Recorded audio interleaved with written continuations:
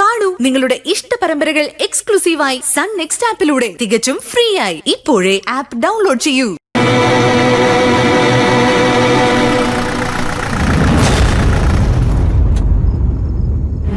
Sir, എന്താടോ ഒരെണ്ണത്തിനെ അകത്തേക്ക് കയറ്റരുതെന്ന് ഞാൻ പറഞ്ഞല്ലേ? പറഞ്ഞിട്ട് അവരനുസരിച്ചില്ല സാർ. സാറിനോട് സംസാരിക്കണമെന്ന് അവർ പറയുന്നത്. ഞാൻ സംസാരിപ്പിക്കാം.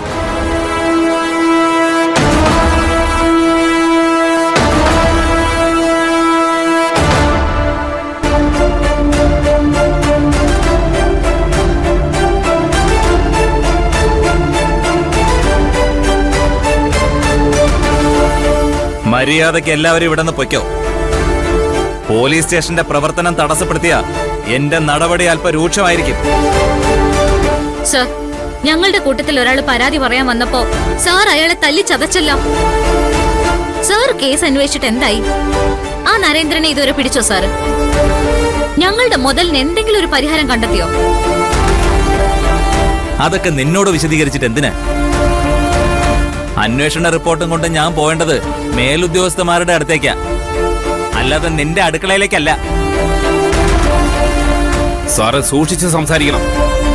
സാറിപ്പോ ചെയ്യുന്നത് എന്താണെന്നറിയോ? കൊള്ളയടിച്ചു കൊണ്ടുപോയവനെ ന്യായീകരിക്കുക. അല്ല, അതീന്ന് ചിലപ്പോ സാറ് വിഹിതം വാങ്ങിച്ചിട്ടുണ്ടാവും. എന്താടാ പറഞ്ഞേ? വിഹിതം വാങ്ങിച്ചത്? പറ്റിയോ എനിക്ക്?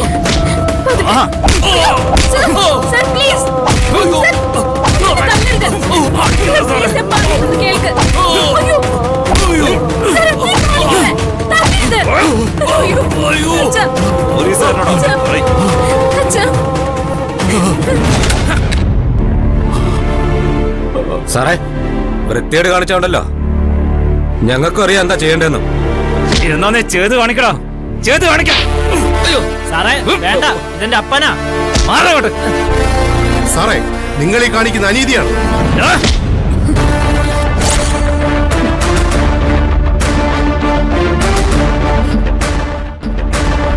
കയ്യെടുക്ക്.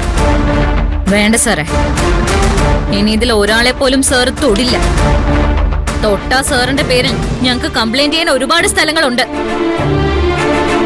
അവിടെയൊക്കെ ഞങ്ങളൊന്ന് കേറി ഇറങ്ങിയ സാർ പിന്നെ ഈ ജോലിയിൽ ഒരുപാട് കാലം ഉണ്ടാവില്ല. ഞങ്ങൾ ഞങ്ങളുടെ സങ്കടമാ പറയുന്നത്.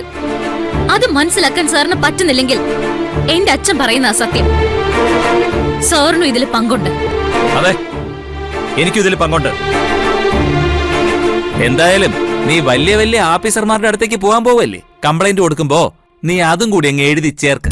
അവരെന്താ ചെയ്യുന്നെന്ന് കാണട്ടെ. എന്നിട്ട് എല്ലാം തെളിയിച്ചിട്ട് എന്റെ ജോലി കളയാൻ ഇങ്ങോട്ട് വാ.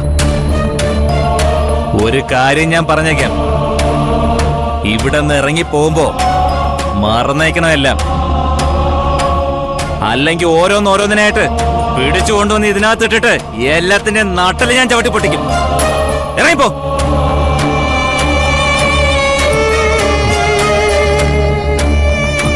നമുക്ക് പോവാച്ച. സാറ് പറഞ്ഞതെല്ലാരും കേട്ടല്ലോ. ഇനി നമുക്ക് നമ്മുടെ മാർഗം നോക്കാം. വാ.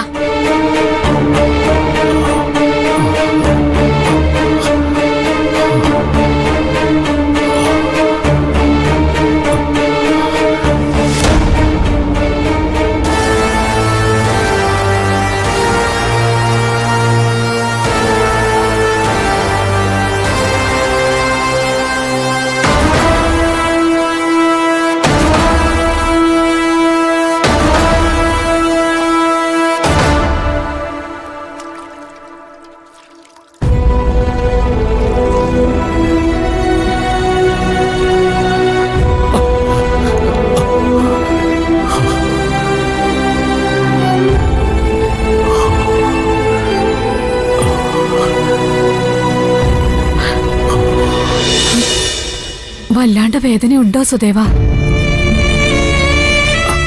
അടിവയറ്റിലൊരു തൊഴിയായിരുന്നില്ലേ? ഞാൻ തീരെ പ്രതീക്ഷിച്ചില്ലല്ലോ. കള്ളന്മാരെന്ന് നാട്ടുകാരെ രക്ഷിക്കാനാ പോലീസ്. എന്നിട്ടിപ്പോ ഏറ്റവും വലിയ കള്ളന്മാരിപ്പോ പോലീസുകാരാ.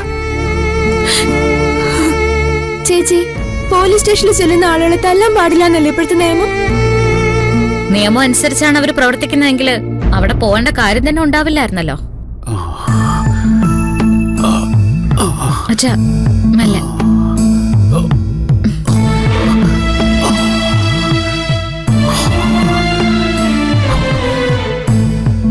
എനിക്കൊരു ചവിട്ട് കൊണ്ടുവന്നുള്ളത് സത്യമാ. പക്ഷെ എന്റെ പൊന്നു മക്കളെ, നിങ്ങളുടെ ചേച്ചി ആ എസ്ഐയുടെ മുന്നിൽ നിന്നൊരു നിപ്പുണ്ട്. അയാളുടെ കണ്ണി നോക്കി പറഞ്ഞ 4 വർത്തമാനമുണ്ട്.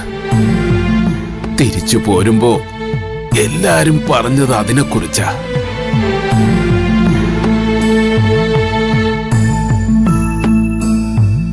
ആണുങ്ങൾ മുഴുവൻ പതറി നിൽക്കുന്ന നേരത്താ നിങ്ങളുടെ ചേച്ചിയുടെ ചങ്കൂറ്റം.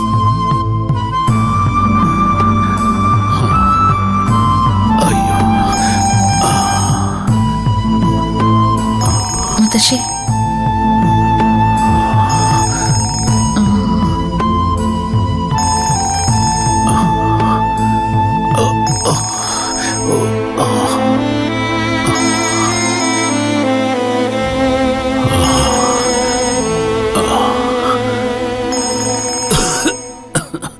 ചേച്ചി എന്തെങ്കിലും ചെയ്തോ അച്ഛാ? അതിന് അയാൾ ഇത്തിരി പുളിക്കും.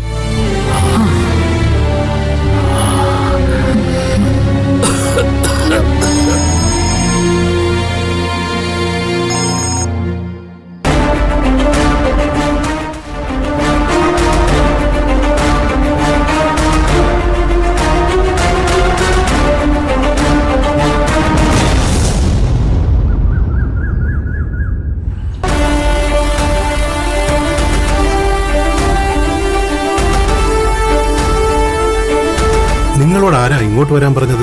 നന്ദിനി രാവിലെ എന്നെ ഫോൺ ചെയ്തു. ഇവിടേക്ക് വരാൻ പറഞ്ഞു. 10 മണിക്ക് ജ്വല്ലറിയിൽ എത്തിയ ഒന്നുകിൽ പണം ഇല്ലെങ്കിൽ ആഭരണങ്ങൾ കിട്ടുന്നു പറഞ്ഞു. നന്ദിനി എന്നോട് നേരിട്ട് വന്നാ പറഞ്ഞത്. ഞാനത് വിശ്വസിക്കുകയും ചെയ്തു. ഓ, നന്ദിനി എപ്പോ വരും? എനിക്കറിയില്ല, നിങ്ങൾക്കറിയാം? എന്നോടൊന്നും പറഞ്ഞില്ല. ജൂവലറി തുറന്നില്ലെങ്കിൽ ഇപ്പൊ എന്താ ചെയ്യാ? ഇനിയിപ്പോ എന്താ ചെയ്യാ? ആ കൊച്ചിനാരോ പറ്റിസാണെന്നാ തോന്നുന്നേ. ജൂവലറി അടഞ്ഞു കിടക്കയല്ലേ, പിന്നെ ആരാ നമുക്ക് കാശ് തരുന്നേ?